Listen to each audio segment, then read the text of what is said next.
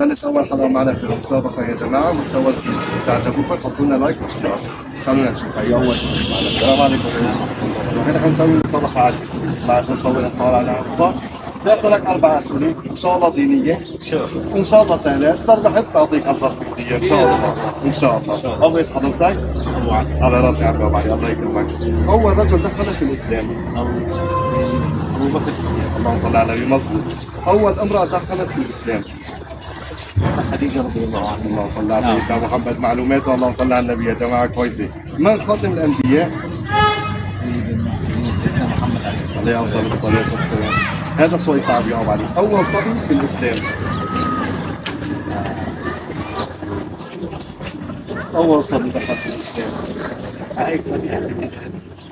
سيدنا علي بن ابي طالب، سيدنا عثمان بن عفان. لا، سيدنا علي. مظبوط، سيدنا علي بن ابي طالب. ان شاء الله انت مبروك يا ابو علي، والله يكثر خيرك ويجزيك خير. الله يكرمك يا حبيبي، الله يكرمك يا رب. وانتم سؤالكم يا متابعين كمان حطوا، اذا عرفتوا كمان رح نربحكم. اذكرنا اسم من زوجات النبي صلى الله عليه وسلم، ولا تنسوا اللايك والاشتراك.